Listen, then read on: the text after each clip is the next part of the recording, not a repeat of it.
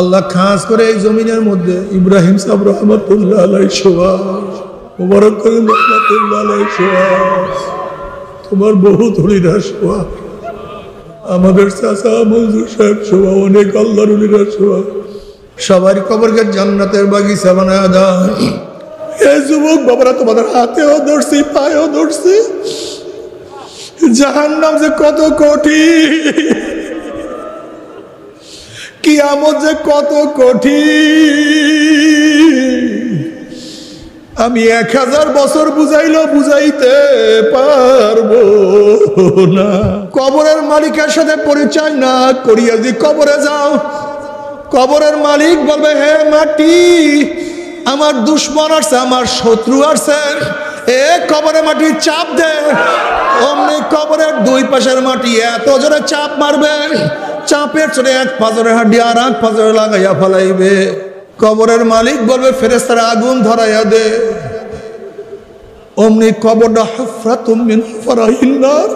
কবরের মালিক বলবে, হে সাপ জড়াইয়া ধর। অমনি 99টা সাপ জড়াইয়া ধরবে। নবী আলাইহিস সালাতু ওয়াস সালাম ফরমান, কবরের সাপের অবস্থা লাউ নাফাকা ফিল আরদি মান বাদাত খাদরা, যদি দুনিয়ার কোন কর্নার থেকে একটু সাপ ফুক মারতো, গাছপালা তরুলতা পুরিয়া সব সারখার হইয়া যাইতো, একটা ঘাস পর্যন্ত জমিনের উপরে মাথা তুলতে পারতো না। আল্লাহ আমাদের সবাইকে মাফ করিয়া দাও। ও বাবা, আযাবুল কবরে হকুন, কবরে আযাব সত্য, সত্য, কবরে আযাব সত্য, কোনো সন্দেহ নাই। আমার দাদা জান রহমাতুল্লাহ আলাইহির কিতাবের মধ্যে একটা ঘটনা নিয়ে আসছেন। দাদাজান রহমতুল্লাহ বিআই আব্দুল কাদের ফরাজি সাহেব বলতে আছে, বেআই একটা আজীব ঘটনা শোনেন। ঢাকার এক ম্যাচ ফ্যাক্টরির মালিক, বহুত বড় ধনী, সারাদিন টাকা পয়সা নিয়ে ব্যস্ত থাকতো, নামাজ রোজার কাছেও সেই ব্যক্তি যাইতো না। ওই ব্যক্তি মারা যাওয়ার পরে তাকে দাপন কাপন করি আমরা যখন সবাই ঘরে চলে আসলাম, তার ছেলে বলতেছে, আমার 1000 টাকার চেক পড়িয়া গেছে, এই চেকটা এই মাত্রই পড়ছে, নষ্ট করিয়া কি লাভ। বেআই সাহেব আমরা পরামর্শের ভিত্তিতে সবাই মিলিয়া জিলিয়া যখন কবর খনন করা শুরু করলাম, হঠাৎ দেখি কবরের মধ্য থেকে ধোঁয়া বের হওয়া শুরু হয়েছে। আমরা মনে করলাম এগুলি কিছু না, হয়তো গ্যাস ফরম বা অন্য কিছু হয়েছে। বলে বেআই সাহেব আমরা যখন আস্তে আস্তে বাস উঠাইলাম, কবরের ধোঁয়া পরিষ্কার হয়ে গেল। যখন এই কবরের ধোঁয়া পরিষ্কার হয়ে গেছে, আমরা লাশের দিকে তাকাইলাম, তখন দেখি লাশের জিহ্বাটা টানিয়া নাবিস্তানে ঝুলাইয়া ফেলাইছে, হাত পা ভাঙ্গিয়া সবাইকে তুলে করিয়া ফেলাইছে। আগুনের সাপের চেহারাটা পুড়িয়া শুয়ারের সুরাত হইয়া গেছে।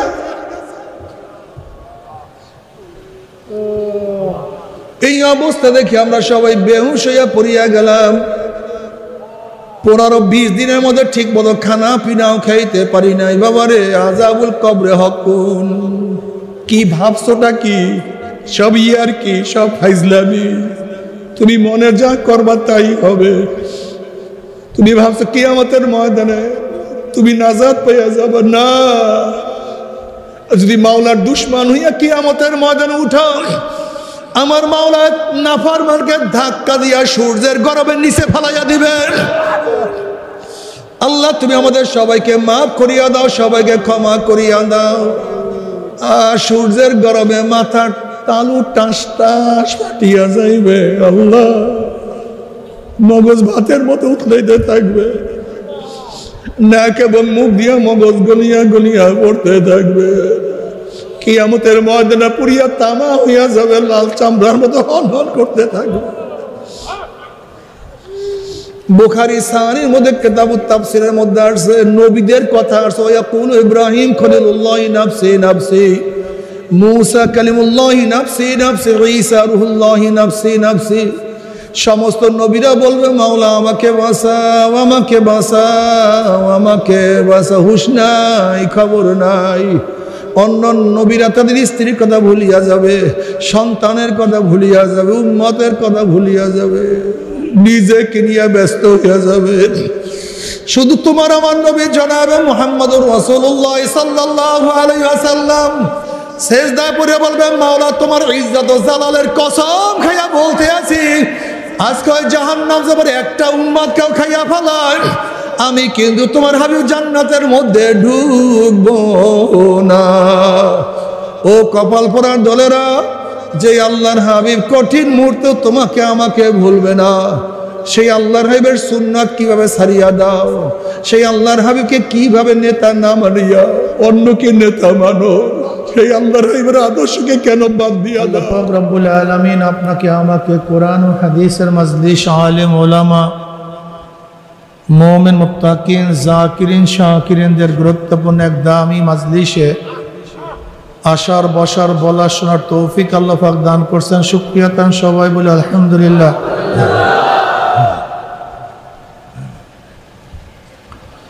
এই মজলিস অনেক গুরুত্বপূর্ণ, অনেক দামি।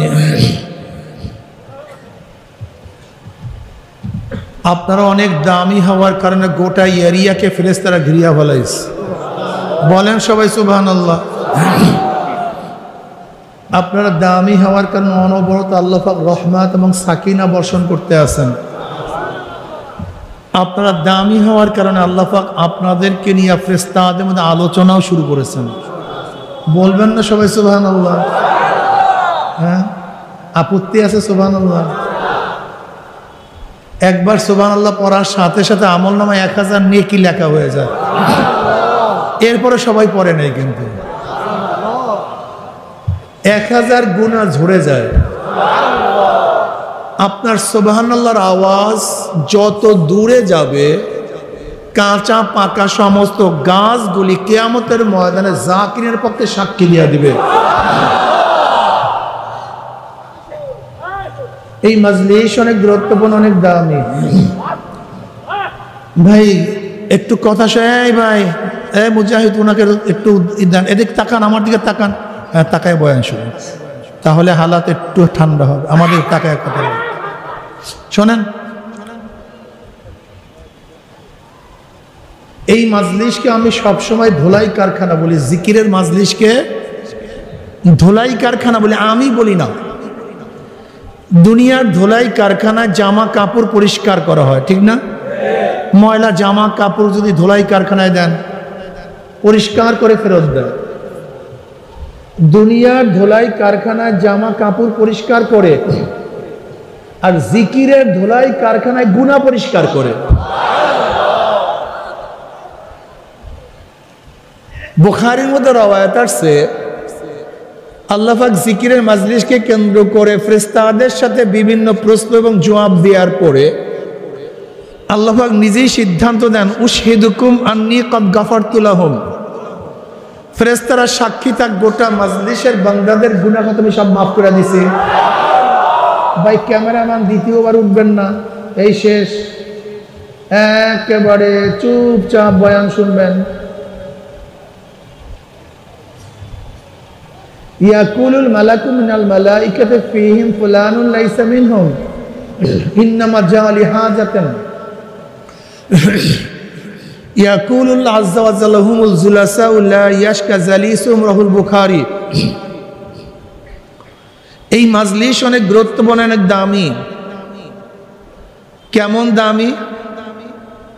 আসছিলাম গুনাহ নিয়া, আল্লাহ পাক কবুল করলে গুনাহ শুধু মাপই নয়, সমস্ত গুনাহকে আল্লাহ পাক নেকের দ্বারা পরিবর্তন করে দেবেন। হ্যাঁ ভাই, আপনি কিন্তু সুবহানাল্লাহ পড়েন না, ওই যে এই যে ভাই সুবহানাল্লাহ পড়েন না। কোথায় আসলে খেয়াল, এখানে আসি কামাই করার জন্য। কি বাবারা, কামাই করার জন্য আসে?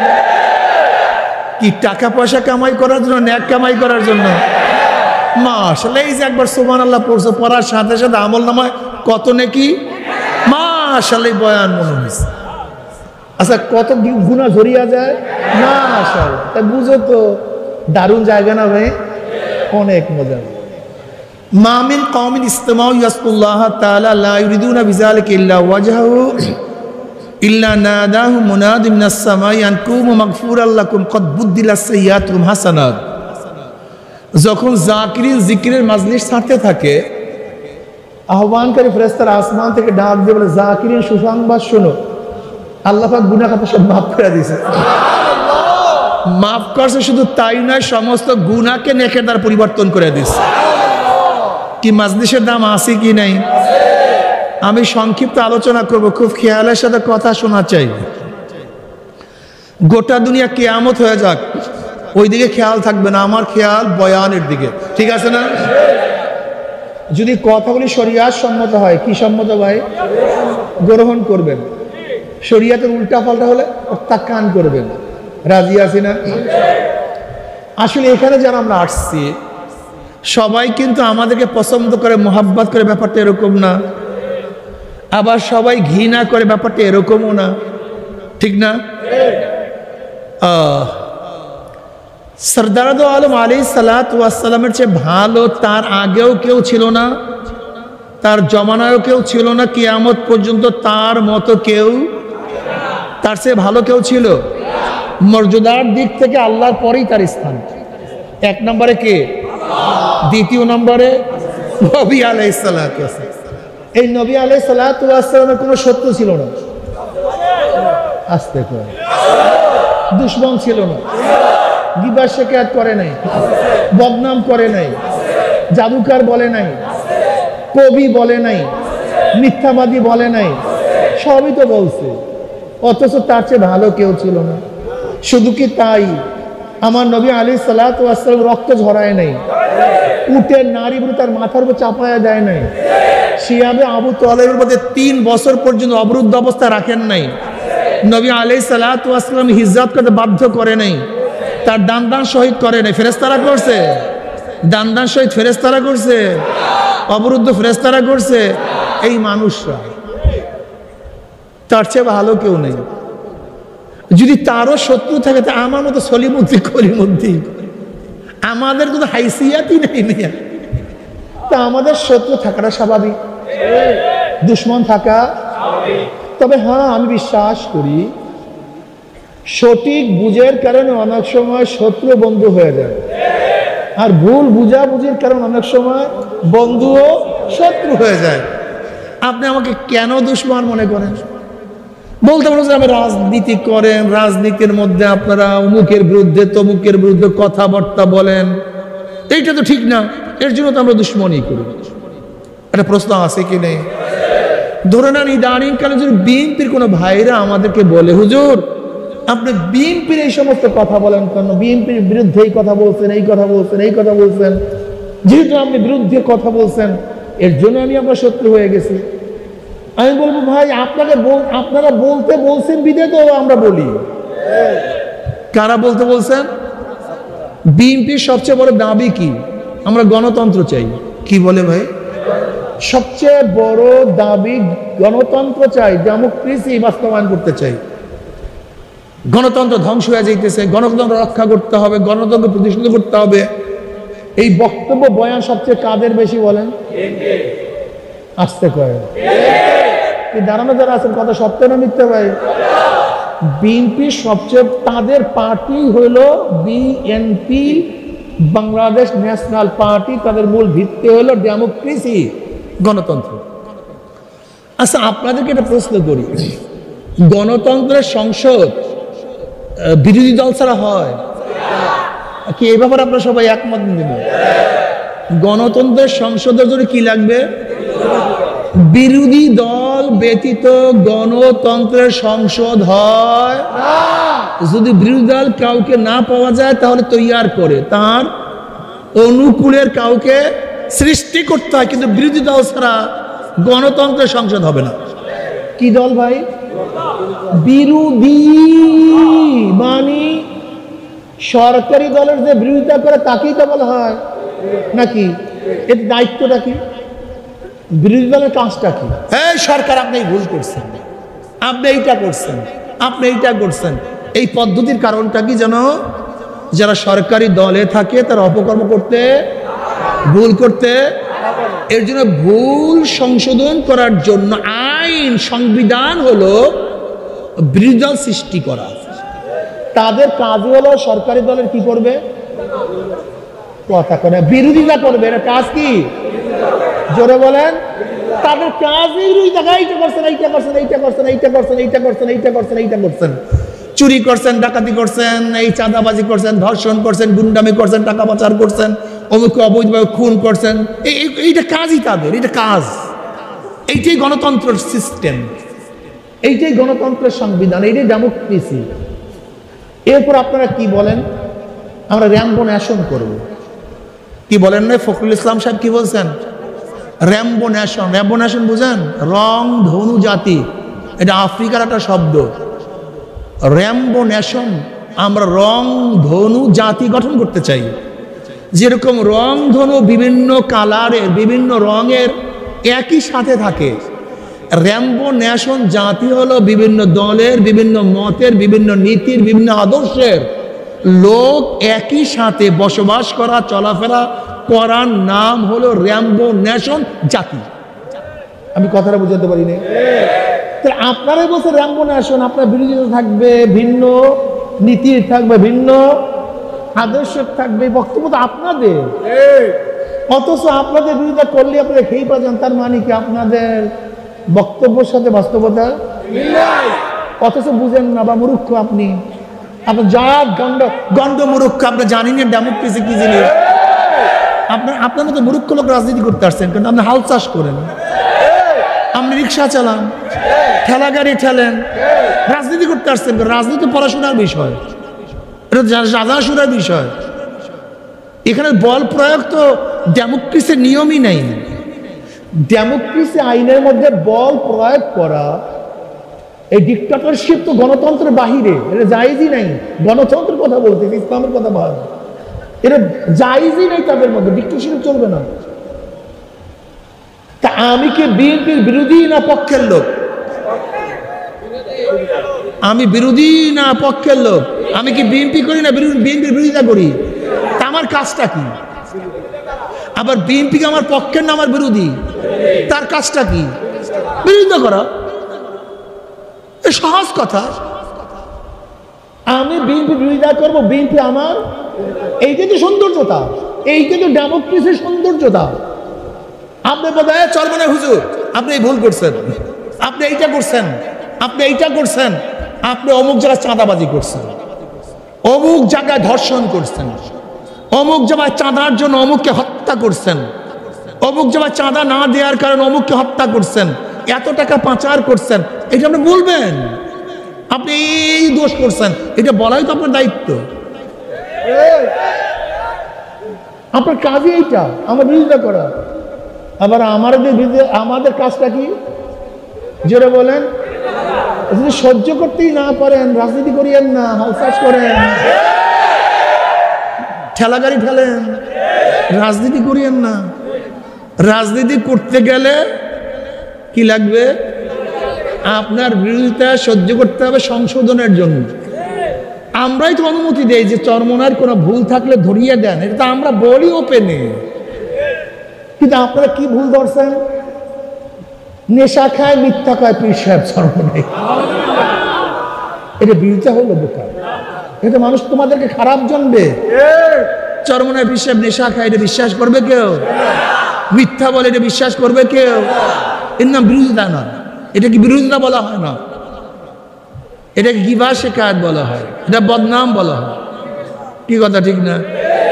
আপনারা কি বললেন? চরমনায় পীর সাহেবেরা মূর্খ।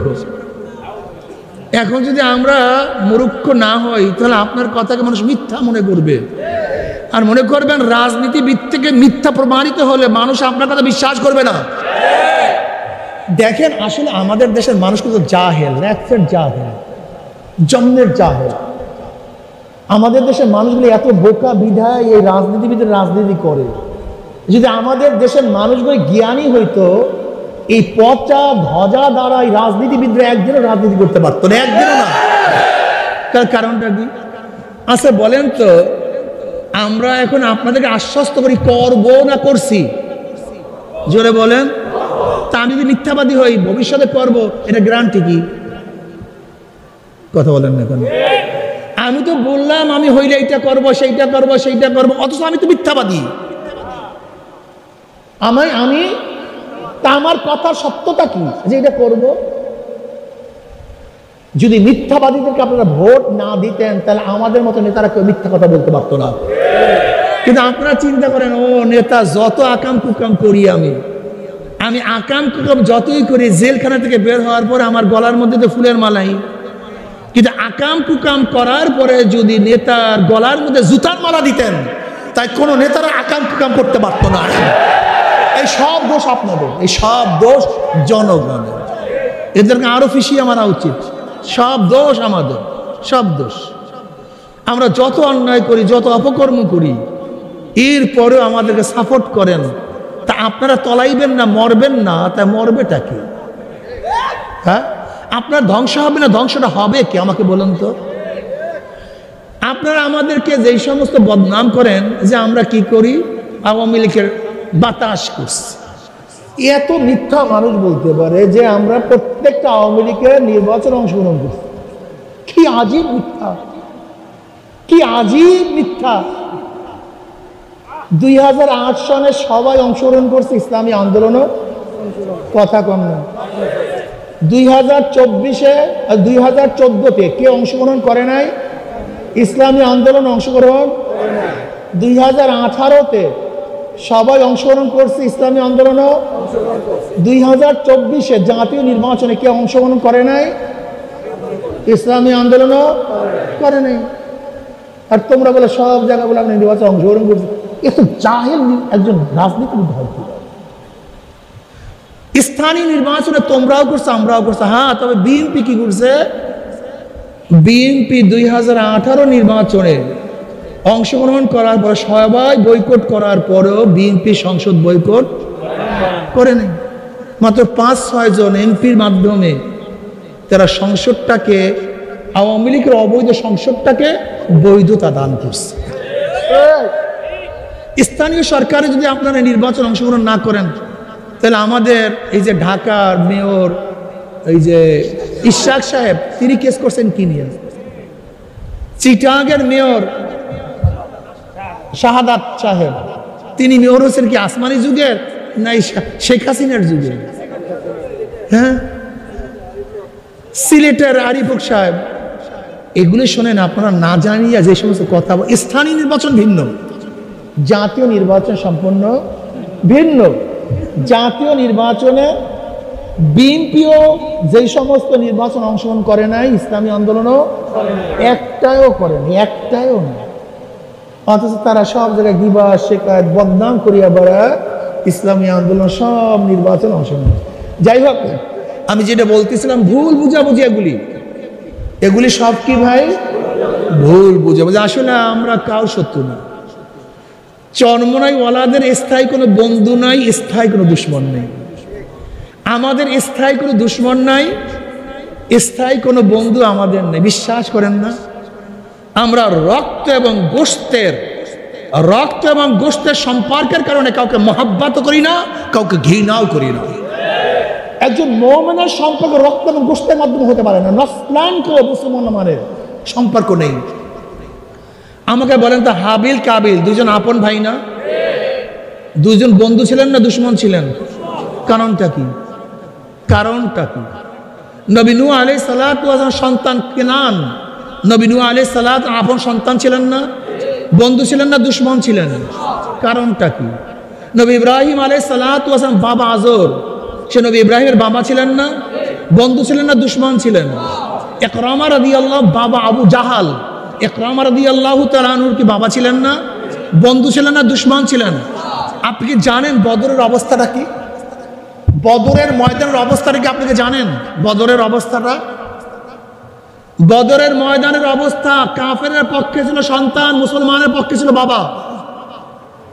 মুসলমানের পক্ষে সন্তান, কাফেরের পক্ষে বাবা। এক ভাই মুসলমানের পক্ষে আর এক ভাই কাফেরের পক্ষে। এমনকি নবী আলাইহিস সালাতু ওয়াস সালাম আপন জামাতা যায়েনব রাদিয়াল্লাহু আনহার স্বামী বেঈমানের পক্ষে, আর তার শ্বশুর নবী আলাইহিস সালাতু ওয়াস সালাম ইসলামের পক্ষে। এমনকি আপনি জানেন হযরত আবু বকর সিদ্দিক রাদিয়াল্লাহু তাআলা আনহু সন্তান ইয়াকুব তুফাকর,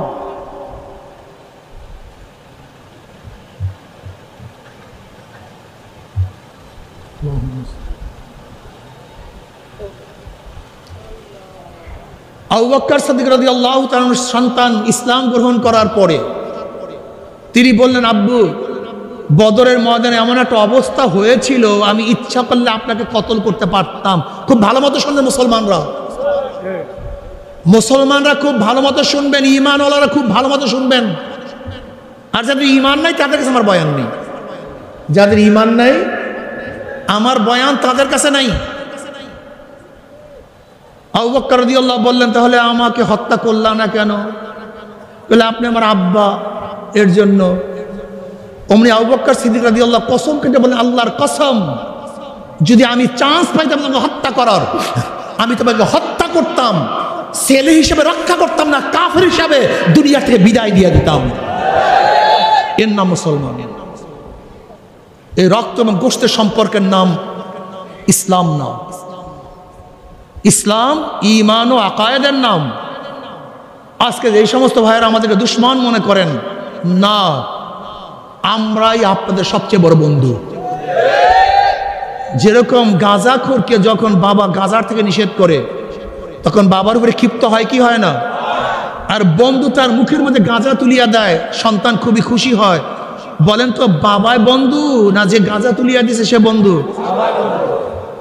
ও নেশাগ্রস্ত, ও মনে করে যে গাঁজা দেয় সে আমার বন্ধু, আর যে বাধা দেয় সে আমার দুশ্মন। না, বরং যে বাধা দেয় সে বন্ধু, যে নেশা দেয় সে তোমার দুশ্মন।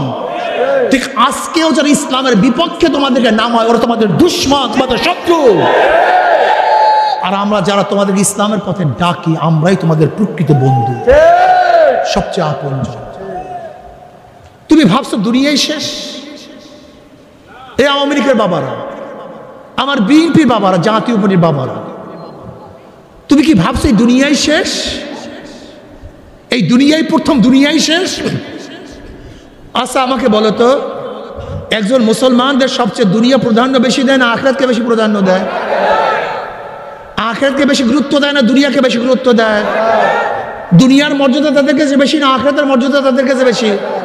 যদি সত্যই বলে থাকেন, এবার আমি প্রশ্ন করি, শেখ সাহেব বলেন, জিয়াউর রহমান সাহেব বলেন, এরশাদ সাহেব বলেন, শেখ হাসিনা বলেন, খালেদা জিয়া বলেন, রওশন এরশাদ বলেন, আমাকে দেখান তো তাদের বয়ান, বক্তৃতার মধ্যে একটা বয়ান দিছে, বক্তৃতা করছে, এই কাজ করো মুবাদ তোমাদের ঈমানের সাথে হয়ে যাবে, এই কাজ করে কবরে আযাব মাফ হয়ে যাবে, এই কাজ করে কিয়ামতের মাঝে নেকের পাল্লা ওজন হয়ে যাবে, এই কাজ করে আরশের নিচে জায়গা পাবা, এই কাজ করে পুলসিরাত পাড়ি দিয়ে জান্নাতে চলে যাবা।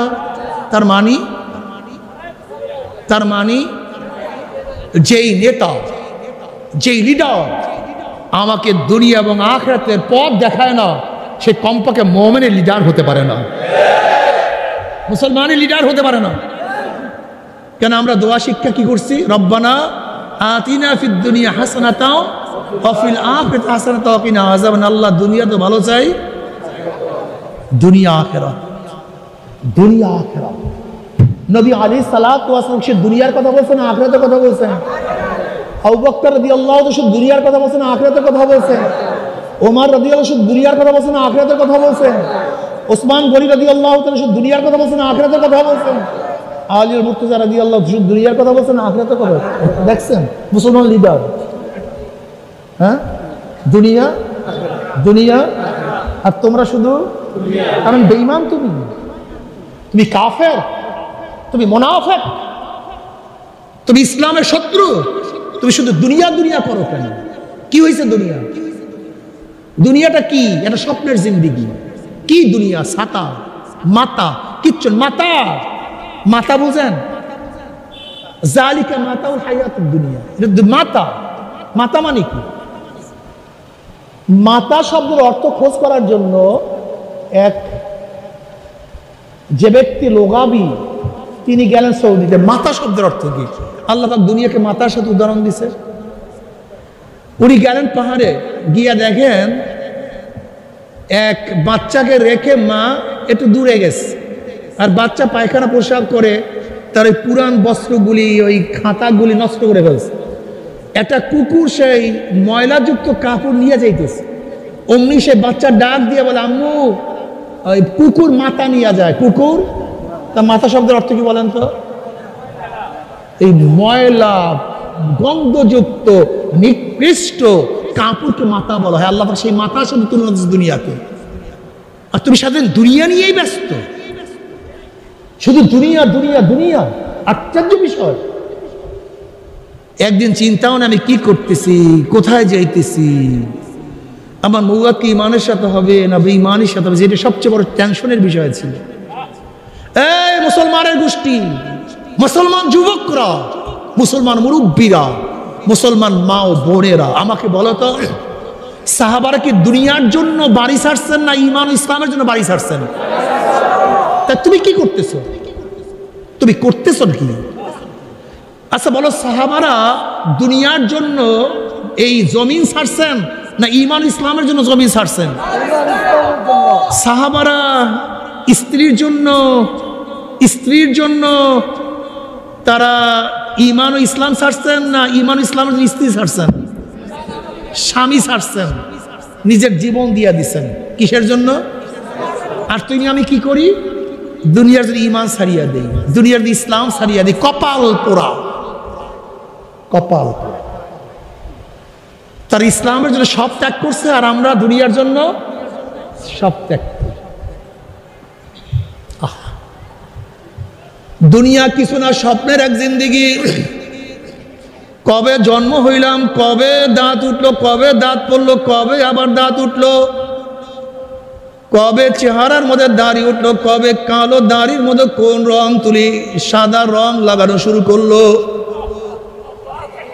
কে চোখের পাওয়ার হরণ করতে আছে, কে হাতকে দুর্বল করিয়া ফেলাইতে আছে, কে শরীরের শক্তি রহিত করতে আছে। যেরকম একটা রাখাল গরু ছাগল হাঁকাইতে হাঁকাইতে বিকাল বেলা গোয়াল ঘরের দিকে নিয়ে যায়, ঠিক কে যেন তোমাকে আমাকে পিছন থেকে হাঁকাইতে হাঁকাইতে ধাক্কাইতে ধাক্কাইতে কবরের দিকে নিয়ে রওনা করছে। এ আমার যুবক বাবারা, মুরব্বী বাবারা, কেন খেয়াল করো না? আসার সিরিয়াল আছে, যাওয়ার কোনো সিরিয়াল নাই।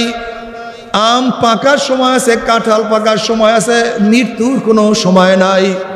আগে আগে আগে বড়, তারপরে মেজো, তারপরে সেজো, যাওয়ার কোনো সিরিয়াল নাই।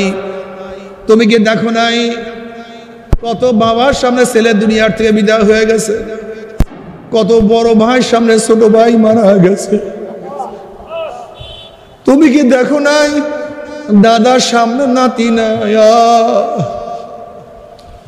এখানে যারা আছে খোঁজ করিয়া দেখো, অনেক ক্লাসমেট আজকে দুনিয়ার মধ্যে নাই। যাদের সাথে মক্তবে পড়াশোনা করছি, যাদের সাথে কাফিয়া দাখিল মেট্রিক পাস করলাম, এরকম অনেক ছাত্র ভাই দুনিয়ার থেকে বিদায় হয়ে গেছে। দুনিয়া থাকার জায়গা না, আগেকার কেউ থাকতে পারে নাই, তুমি আমিও থাকতে পারবো না। কি নিয়ে রওনা করছো, কোথায় রওনা করছো, তোমার নামাজের অবস্থা কি, রোজার অবস্থা কি? ওমর ইবনে খাত্তাব রাদিয়াল্লাহু ফরমান, হাসিবু ক্বাবলা আন তুহাসাবু, তোমার কাছে হিসাব নেওয়ার আগে তুমি তোমাকে হিসাব নাও। ওরে চক্ষু, তুই কি নেকের দিকে বেশি তাকাইছো না গুনার দিকে বেশি তাকাইছো? ওরে কান, তুই কি নেকের আওয়াজ বেশি শুনছো না গুনার আওয়াজ? ওরে জবান, কত নেকের কাজ করছো, কত গুনার কাজ? ওরে হাত, কত গাজার কোকে স্পর্শ করছো, কত মদের পেয়ালা ধরছো, কত ঘুষ কত সুদ গ্রহণ করছো? ওরে হাত, কত চুরি কত ডাকাতি? ওরে হাত, অবৈধভাবে অন্যায়ভাবে কত মহিলার গায়ে হাত লাগাইছো? ওরে পাও, তুই কি নেকের দিকে বেশি হাঁটছো না গুনার দিকে? ওরে মন, গুনাহ যা করছো তওবা করতে পারছো কি পারো নাই? আবার তওবা যা করছো আমার মাওলায় মাফ করছি, কারণ খবরদার খবরদার খবরদার, হিসাব বিকাশ না মিলাইয়া কেউ মাওলার কবরে যাইও না। ও আমার যুবক বাবারা, আজকে ব্যবসায় একবার লস খেলে বারবার ব্যবসা করিয়া লাভ করার আশা করা যায়। আজকে দুনিয়ার পরীক্ষায় একবার ফেল করলে বারবার পরীক্ষা দিয়া পাশ করার আশা করা যায়। আজকে দুনিয়ার মামলায় ম্যাজিস্ট্রেট করে হারলে জজ করে আপিল করিয়া, জজ করে হারলে হাইকোর্টে আপিল করিয়া, হাইকোর্টে হারলে সুপ্রিম কোর্টে আপিল করিয়া যে তার আশা করা যায়। কিন্তু খোদা না খাস্তা, খোদা না খাস্তা, খোদা না খাস্তা, মওয়াতের মামলায়, কবরের মামলায়, কিয়ামতের মামলায়, ওই মিজান পুলসারাতের মামলা যদি একবার স্লিপ কাটিয়া যায় আর তো দ্বিতীয়বার আপিল করা যাবে না। মওয়াতের চান্স একবার, দ্বিতীয়বার চান্স নাই। কবরে যাওয়ার চান্স একবার, দ্বিতীয়বার কোনো চান্স, তার চান্স একবার, দ্বিতীয়বার ওঠার কোনো চান্স নাই। হে আমার যুবক, হে আমার মুরব্বী, কেন খেয়াল করো না ঘরের মালিকের সাথে যদি পরিচয় থাকে, যত রাত্রি ঘরে ঢুকো না কোনো টেনশন নাই, কোনো চিন্তা নাই। যেরকম শ্বশুর বাড়িতে রাত 3টায় গিয়া নক করো, শ্বশুর বলবে কে? তুমি বলবো আব্বু আমি আপনার জামাই। অমনি শ্বশুর লাভ দিয়ে উঠবে, জামাই আসছে, এত রাত্রে কেন আসছে? বাতির ব্যবস্থা কর, বিছানার ব্যবস্থা কর, নাস্তার ব্যবস্থা কর। জামাই কোন বিপদে পড়ছে, যেহেতু ঘরের মালিকের সাথে পরিচয় আছে, কোনো টেনশন নাই, কোনো চিন্তা নাই। কিন্তু ঘরের মালিকের সাথে পরিচয় না থাকে, গভীর রাত্রে যদি তুমি নক করো, তোমাকে বলবে চোর ডাকাত বদমাশ আর তোকে বান, ওকে মার, ওকে ধর। যেহেতু ঘরের মালিকের সাথে পরিচয় নাই, ঠিক কবরের মালিকের সাথে পরিচয় করি যদি কবরে যাইতেই পারো, কবরের মালিক বলবে হে ফেরেশতারা আমার বন্ধু আসছে, ওয়াফরুশুল ফরাশা মিনাল জান্নাহ ওয়াল বিসু মিনাল জান্নাহ, আমার বন্ধুর শরীরের মধ্যে জান্নাতের পোশাক লাগায়া দে, জান্নাতের বিছানা বিছায়া দে, জান্নাতের নাজ নিয়ামতের দ্বারা গোটা কবরটাকে ভরিয়া দে, আল্লাহ কবুল করিয়া নাও। যখনই কিয়ামতের মালিকের সাথে পরিচয় করিয়া কিয়ামতের মালিকের কাছে উঠবা, কিয়ামতের মালিক তোমাকে ডাকিয়া ডাকিয়া আরো সে নিচে জায়গা করিয়া দিবে। কিয়ামতের মালিক তোমাকে কত মেহমানদারির ব্যবস্থা করবে। মিজানের মালিকের সাথে পরিচয় করিয়া যদি পাল্লার মধ্যে উঠতে পারো, পাল্লার মালিক তোমার নেকের পাল্লা ওজন করিয়া দিবে। ওয়াইন মিনকুম ইল্লা ওয়ারিদুহা কানা আলা রাব্বিকা হাতমান মাকদিয়া সুম্মা নুনাজ্জিল লাযিনা ইত্তাকাও ওয়া নাযারু যালিমিনা ফিহা জিসিয়া। যদি পুলসরাতের মালিকের সাথে পরিচয় করে উঠতে পারো, পুলসরাতের মালিক তোমাকে পুলসরাত পাড়ি দিয়া মাওলার জান্নাতে দিয়া দিবে, আল্লাহ কবুল করিয়া নাও। জান্নাতে যাওয়ার পরে জান্নাতের মালিক তোমাকে এত সুন্দর মেহমানদারি ব্যবস্থা করবেন, এত সুখ, এত শান্তি। সালামুন কাওলাম মির রাব্বির রহিম, শুধু শান্তি আর শান্তি। অশান্তি কি জিনিস আর কোনোদিন দেখবা না। ও আমার বাবার আমার ফের রাগ করিও না, ও আমার মা বোনেরা আমার ফের রাগ করিও না। যদি কবরের মালিকের সাথে পরিচয় না করিয়া কবরে যাও, কবরের মালিকের সাথে পরিচয় না করিয়া যদি কবরে যাও, কবরের মালিক বলবে হে মাটি আমার দুশ্মন আসছে, আমার শত্রু আসছে, এ কবরে মাটি চাপ দে। অমনি কবরের দুই পাশের মাটি এত জোরে চাপ মারবে, চাপের চড়ে এক পাঁজরের হাড্ডি আর এক পাঁজরে লাগাইয়া ফেলাইবে। কবরের মালিক বলবে ফেরেশতারা আগুন ধরাইয়া দে। অমনি কবরটা হুফরাতুম মিন হুফরাইন নার,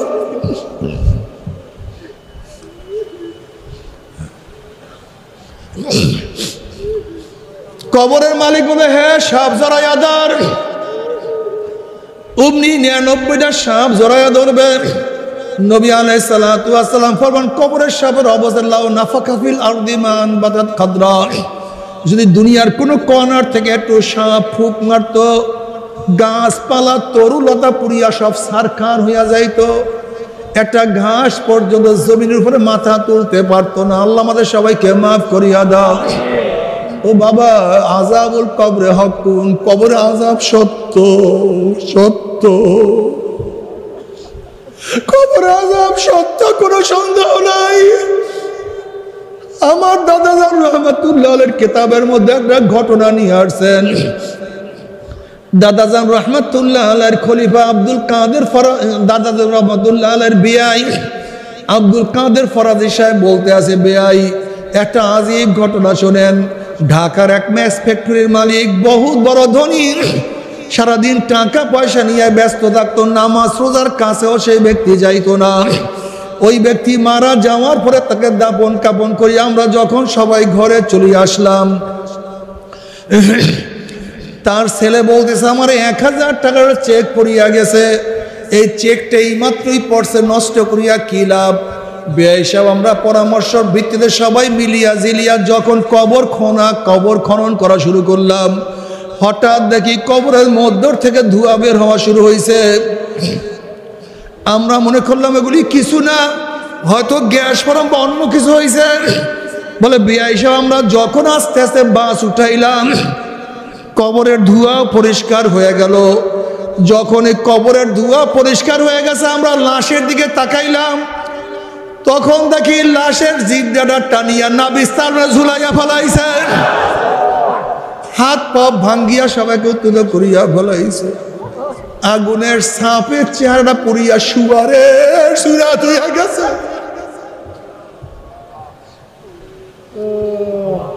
এই অবস্থা দেখি আমরা সবাই বেহুশ হইয়া পড়িয়া গেলাম। 15-20 দিনের মধ্যে ঠিক মতো খানা পিনাও খাইতে পারি নাই। বাবারে আযাবুল কবরে হকুন। কি ভাবছোটা কি? সব ইয়ার কি, সব ফাইজলামি। তুমি মনে যা করবা তাই হবে। তুমি ভাবছো কিয়ামতের ময়দানে তুমি নাজাত পাইয়া যাবে না।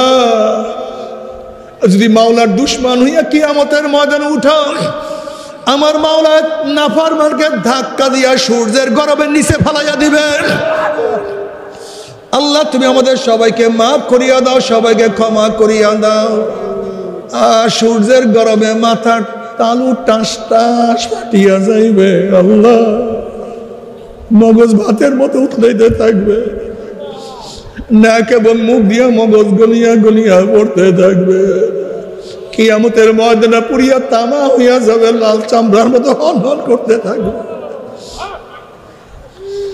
বুখারী সানির মধ্যে কিতাবুত তাফসীরের মধ্যে আসছে, নবীদের কথা আসছে। ইয়াকুলু ইব্রাহিম খলিলুল্লাহি নাফসি নাফসি, মূসা কালিমুল্লাহি নাফসি নাফসি, ঈসা রূহুল্লাহি নাফসি নাফসি।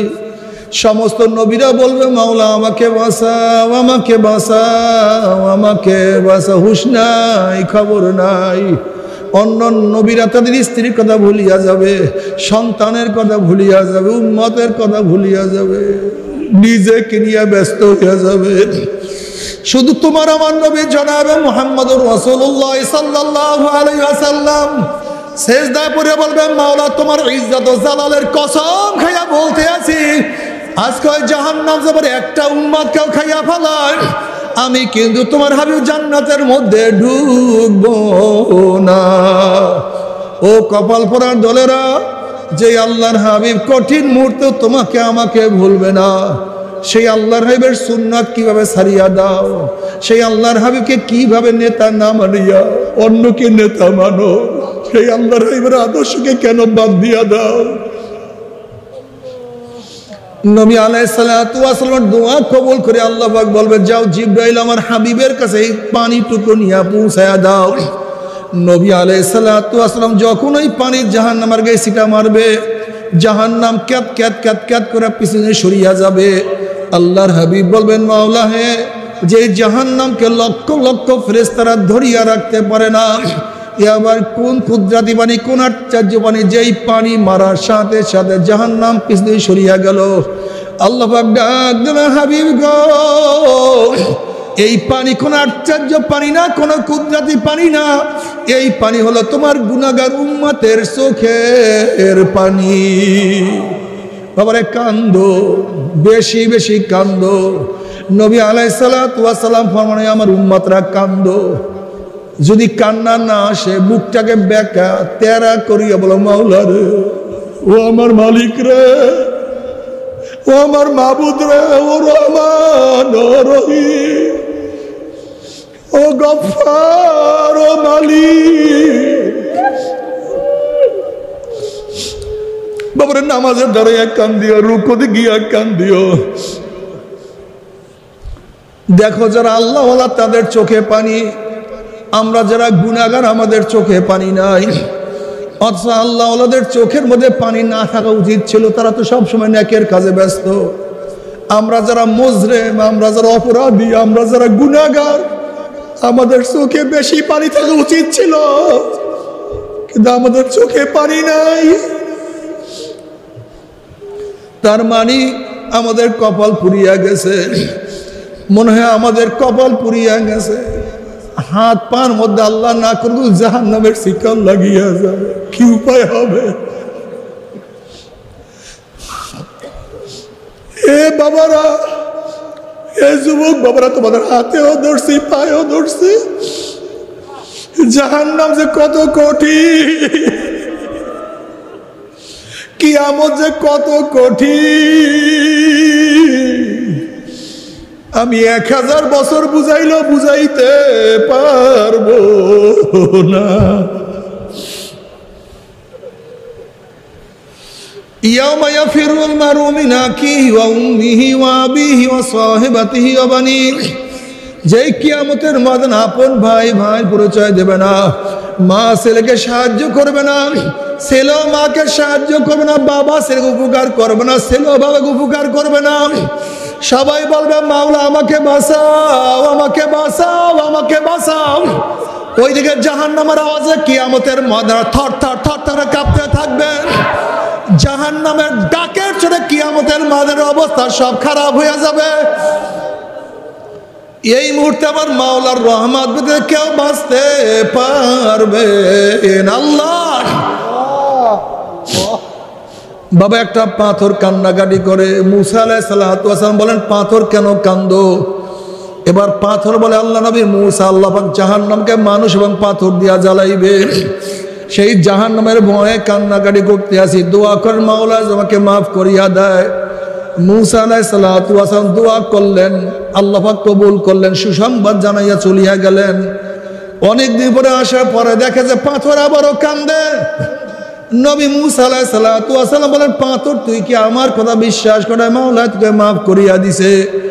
পাথর বলছে নিশ্চয়ই বিশ্বাস করছি, নবীরা কোনোদিন মিথ্যা কথা বলতে পারে না। নবী মুসা আলাইহিস সালাতু ওয়াস সালাম বলেন তাহলে আবারও কেন কান্দো?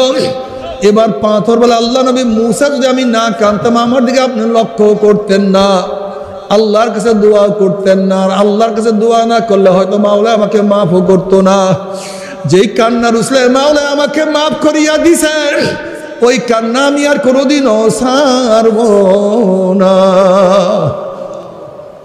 তবে মুমিন মুসলমান বলতে সবাই মনে চায় গুনার থেকে ফিরিয়া নেক আমল করিয়া মাওলার জান্নাত কিন্তু সবাইরই যাইতে মনে চায়, গুনাহ নিয়া মাওলার জাহান্নামে কাউরি কিন্তু যাইতে মনে চায় না। কিন্তু কেনই বা নেক আমল করতে পারি না, কেনই বা গুনার কাম ছাড়তে পারি না? এর মূল কারণ হলো আপনার এবং আমার পিছনে নফস এবং শয়তান লাগিয়া রইছে। এই নফস এবং শয়তান থেকে ফেরার জন্য যে কোনো একজন হক্কানি আল্লাহর ওলির হাতে হাত দিতে হবে রে বাবা। খবরদার, বর্তমান জমানায় পীর মুরিদের ভেজাল, ব্যবসা, দলাদলি, হিংসা, হাসাদে পরিণত হয়ে গেছে। সমস্ত আল্লাহর ওলির একমত, যেই পীরের 5 জন মুরিদের মধ্যে কমপক্ষে 3 জনকে দেখবা আলহামদুলিল্লাহ সুন্নাত মুআফিক আমল আখলাক মজবুত হইয়া যাইতে আছে, গুনার কাম ছাড়তে আছে, নেকের আমল ধরতে আছে, কলব নরম হইয়া চোখে পানি আসতে আছে। বিরিকতর নাম কি, ফলে পরিচয়। আমি চরমোনাই বুঝি না, চরমোনাইয়ের দাওয়াত প্রশংসা প্রসার করার জন্য আসেন রে বাবা। চরমোনাই যাওয়ার তোমার কোনো দরকার নাই, কোনো দরকার নাই, কোনো দরকার নাই। তুমি যার কাছে গিয়া পারো গুনার কাম সারো, নেকের আমল ধরো, কলব নরম করিয়া চোখে পানি নিয়া মাওলার কবরে যাইও। যেরকম দুনিয়ার ঘরে আগুন লাগলে পানি ছাড়া নিবানো যায় না, ঠিক তদ্রূপ তোমার এবং আমার গুনার দ্বারা যে জাহান্নামের আগুন জ্বলিয়া রইছে, চোখের পানি ও ছাড়া কিন্তু জাহান্নামের আগুন নিবানো সম্ভব না। কাজী বাবা আমার জন্য দোয়া চাই, আমিও দোয়া করি, সবাই সবার জন্য প্রাণ খুলিয়া দোয়া করো, যেন কিয়ামতের ময়দানে গলাগলি বাঁধিয়া মাওলা একসাথে জান্নাতে যাওয়ার তৌফিক দিয়া দেয়।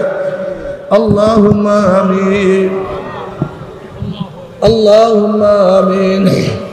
ও আমার পর্দালা মা বোনেরা, 2 হাত তুলিয়া মাওলার দরবারে কান্দো আর মাওলার কাছে মাফ চা। আল্লাহ কতিপয় গুনাহগার বান্দা গুনার বোঝা মাথায় নিয়া আপনার শাহী দরবারে হাত তুললাম রে মাওলা, দয়া করে মায়া করে আপনি আমাদের জিন্দেগীর সমস্ত গুনাহ কথা মাফ করে দেন। আল্লাহ মাফ করবেন না, ক্ষমা করবেন না। আপনার বান্দার এখানে কেন আসছে, কি পাওয়ার জন্য আসছে, কি চাওয়ার জন্য আসছে? আমরা দুনিয়া পাওয়ার জন্য আসি নাই, দুনিয়া চাওয়ার জন্য আসি নাই, দুনিয়ার বিপদে পড়িয়াও কেউ আসি নাই। কেউ নামাজ কাজা করিয়া ফেলাইছি, কেউ রোজা সারিয়া দিছি, কেউ বেপরদা কর্মের মধ্যে লিপ্ত হইয়া গেছি, কেউ হারাম কবিরা গুনাহ করিয়া ফেলাইছি। আল্লাহ আমরা জাহান্নামের কাজ করিয়া ফেলাইছি। আল্লাহ জাহান্নামের খাতার থেকে আমাদের নামটা কাটিয়া দেন। আল্লাহ জান্নাতুল ফেরদাউসের মধ্যে আমাদের নামটা উঠাইয়া দেন। আল্লাহ সন্তান অন্যায় করিয়া বাবার কাছে মাপ না পাইলে মার কাছে মাপ পাওয়ার আশা করে, ভিক্ষুক এক দরজায় ভিক্ষা না পেলে অন্য দরজায় ভিক্ষা পাওয়ার আশা করে। আমরা তোমার দুয়ারের ভিক্ষুক, তুমি যাহাকে দাও তারা দাও। আর কোন দরজা নাই রে মালিক, আর তো কোনো দুয়ার নাই। আল্লাহ আমার যুবক বাবাদেরকে কবুল করিয়া নেন। আল্লাহ আমার মুরব্বী বাবাদেরকে কবুল করিয়া নেন। আল্লাহ আমার মা বন্ধুকে কবুল করিয়া নেন। আল্লাহ আমরা যারা হাত তুললাম জানি না কার মা নাই, বাবা নাই, স্ত্রী নাই, সন্তান নাই, দাদা নাই, দাদু নাই, নানা নাই, নানু নাই।